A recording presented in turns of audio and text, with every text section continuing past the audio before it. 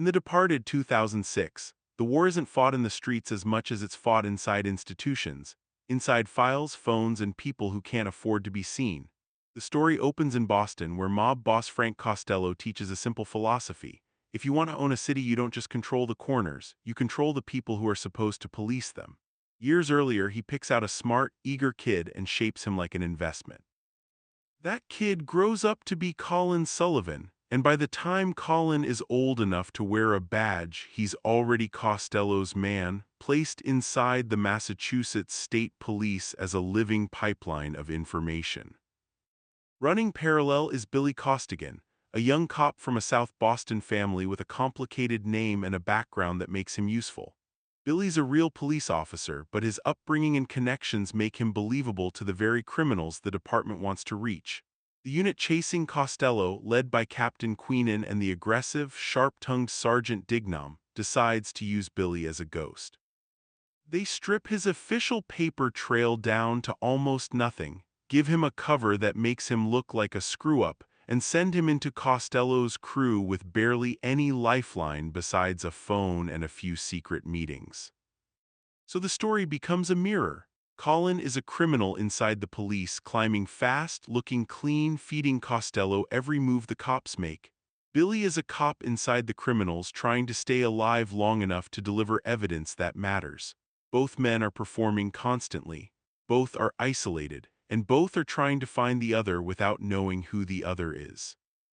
Colin thrives in the department's structure. He's polished, competent, and perfectly positioned near the heart of the investigation.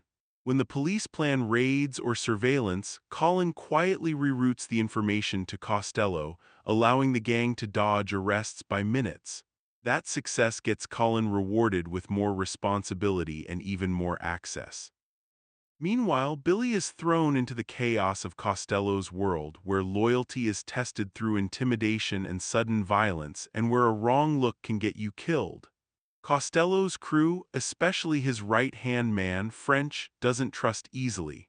Billy has to earn space the hard way, proving he can handle pressure and keep his mouth shut. As the police chase tightens, Costello becomes increasingly paranoid. He knows there's a rat in his organization because the cops keep showing up too close to his business. At the same time, Queenan and Dignam know there's a mole inside the department, because every carefully planned move is mysteriously anticipated. It becomes two investigations in one: the cops hunting Costello while secretly hunting their own leak, and Costello hunting the cops while secretly hunting his own traitor. Both sides turn to technology and surveillance: phones, tracking, recorded audio, anything that can expose a hidden identity. Billy begins collecting evidence from inside, passing along details when he can meet Queenan and Dignam in the shadows. But the deeper he goes, the more his cover consumes his real life. He can't tell anyone who he is. He can't sleep. He's always one slip away from being exposed, and the stress turns into a constant hum under his skin. Colin, on the other hand, has the surface stability Billy doesn't. He lives a clean life on paper, and he begins a relationship with a department psychiatrist, Madeline Madden. On the outside, it looks like a normal romance between two professionals. Underneath, it's another mask Colin wears, another space where he can appear controlled. But the story tightens when Madeline also crosses paths with Billy. Billy, fraying from undercover pressure and desperate for some kind of anchor, ends up talking to her too. Madeline becomes an unknowing bridge between the two men, one hiding as a cop, the other hiding as a criminal, hearing pieces of each without understanding how they connect. The investigation spikes when Costello gets involved in a high-stakes deal involving stolen microprocessors, drawing in the police for a major sting. Colin steers the department toward the operation while quietly making sure Costello has enough warning to stay slippery. The result is chaos, a sting that turns into a violent mess, with people dead on both sides and Costello slipping away again. Billy survives it from the inside, shaken and furious, watching the case keep collapsing just as it seems close to breaking open.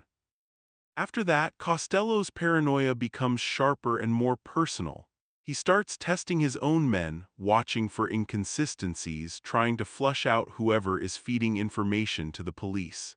Billy realizes he's running out of time. He pushes to identify the police mole and end the whole thing before his cover and his sanity gives out. The turning point comes when Billy finally obtains recordings and evidence that could expose Costello and, crucially, identify Costello's contact inside the police. But getting out with that proof is like trying to walk out of a burning building without anyone noticing the smoke on your clothes. Billy arranges a handoff and tries to step out of the criminal world long enough to become a real cop again. At the same time, Colin begins closing in on Billy's identity through phone tracking and internal pressure. Colin isn't just protecting Costello anymore, he's protecting himself, because if Costello is exposed, the next question becomes, who inside the department helped him for years? Colin's entire life depends on Costello never being able or willing to point to him. When Billy finally confronts Costello with what he knows, the truth comes out in a way that's both confirming and horrifying. Costello isn't just a gang boss. He's also been operating as an informant, playing law enforcement against his enemies, keeping himself valuable to multiple sides. It's not loyalty, it's leverage. Billy realizes Costello's survival has always been built on trading information, and now Billy has proof that could destroy him. Billy kills Costello, thinking that's the end of the nightmare, that if the head is removed, the body collapses. But the story doesn't let the audience breathe, because the real poison isn't only Costello, it's the fact that Costello built a system where the damage keeps moving even after he's gone. Billy is escorted back toward official custody, trying to complete the final step, hand over the evidence, expose the mole, and reclaim his identity. But Colin has positioned himself perfectly to intercept that moment. In the tight space of an elevator with the doors closing like a trap, the two worlds collide. Billy realizes too late that Colin is the mole, and Colin, cornered, chooses survival. Billy is killed before he can fully deliver the truth. For a second, it looks like the story will let Colin walk away clean. Colin kills another crooked cop to tie up loose ends and makes himself look like the one who stopped the corruption. He returns to his apartment, back to his life, trying to slide into normality as if nothing happened. But the damage doesn't stay buried.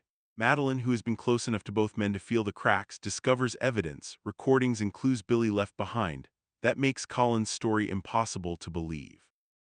And that's when the final consequence arrives. Dignam, who vanished from the department after the chaos, reappears not as a rule-following officer but as the one person who refuses to let the ending be rewritten. He confronts Colin in his own home and kills him, cutting through the last lie with blunt finality. The film closes on a bitter, unsettling truth. The winner in a war like this isn't always justice. It's whoever survives long enough to write the report. Billy loses his life trying to do the right thing inside a system that couldn't protect him. Colin gets everything he wanted until the moment his lies finally catch up.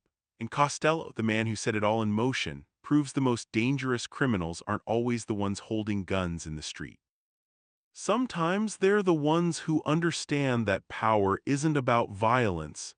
It's about access, infiltration, and making sure the people chasing you can never be sure who they're actually chasing.